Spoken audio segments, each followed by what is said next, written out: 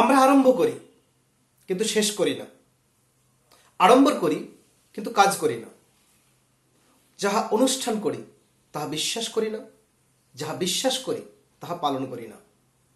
বিশ্বকবি রবীন্দ্রনাথ ঠাকুরের এই বিখ্যাত উক্তিগুলি আপনাদের সব্বার জানা, কিন্তু শুধুমাত্র শেষ করি না বলে, রিপিটেশন নেই বলে, কনসিস্টেন্সি নেই বলে কত সম্ভাবনা, কত ট্যালেন্ট হারিয়ে যায়। অথচ শুধুমাত্র রিপিটেশন এবং কনসিস্টেন্সির গুণে কত অতি সাধারণ অসাধারণে পরিণত হয়। তাই কনসিস্টেন্সি বা রিপিটেশনই হলো যে কোনো সফলতার মূল মন্ত্র। আপনি বাজার থেকে একটা ধারালো অস্ত্র কিনলেন, ব্যবহার না করে মাসের পর মাস তাকে ফেলে রেখে দিলেন। কয়েক মাস পরে গিয়ে যখন তাকে আবার ব্যবহার করার জন্য তুলবেন, দেখবেন তাতে রাস্ট জমে গেছে। অথচ একটা ভোঁতা লোহার দণ্ডকে আপনি রেগুলার ব্যবহার করুন, দেখবেন একটা সময় ওটা ধারালো অস্ত্রের থেকেও আরও বেশি ধারালো হয়েছে। কারণ কি? রিপিটেশন বা কনসিস্টেন্সি।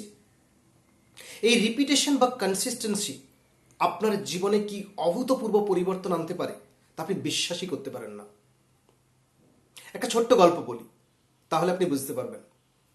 এক রাজা ছিলেন, তিনি ভীষণ মাটির কুঁজোর জল খেতে পছন্দ করতেন এবং তার আদেশ মতো একটা মাটির কুঁজোর ব্যবস্থা করা হলো এবং রাজদরবারে যিনি কাজের লোক, যদুকে আদেশ দেওয়া হলো যে ঘরের এই কোণে যেন এই মাটির কুঁজোটিকে রাখা হয়, রাজা প্রয়োজন মতো ওখান থেকে জল খেতে পারবেন। যদু ভীষণ মুশকিলে পড়লেন, কারণ ওই ঘরের ফ্লোরটা ছিল মার্বেলের, ওই মার্বেলের ফ্লোরের ওপর ওই মাটির কলসি বা কুঁচোটিকে রাখবেন কেমনভাবে। অবশেষে তিনি একটি খড়ের বেড়ি জোগাড় করলেন এবং সেই বেড়ির ওপর ওই মাটির কলসিটিকে রাখা হলো। কয়েক বছর পরে হঠাৎ রাজা একদিন দেখলেন যে কলসি যে মাটির খড়ের বেড়িটির ওপর রাখা হতো, সেই খড়ের বেড়িটি ওখানে নেই। রাজা ভীষণ উত্তেজিত হয়ে পড়লেন, চিৎকার করে যদুকে ডাকলেন, এই কলসির নিচে খড়ের বেড়িটি গেল কোথায়? যদু বলল, অনেকদিন হয়ে গেছে, এই কলসিটি বসানোর জন্য আর খড়ের বেড়ির কোনো প্রয়োজনই নেই।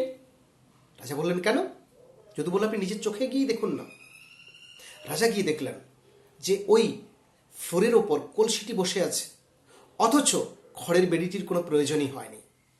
কেন না, ওই কলসির নিচের সমান অংশের মাপ করে ওই ফ্লোরের ওপর একটা গোলাকার গর্ত তৈরি হয়েছে এবং সেই গর্তের ওপর কলসিটি খুব সহজেই বসে আছে।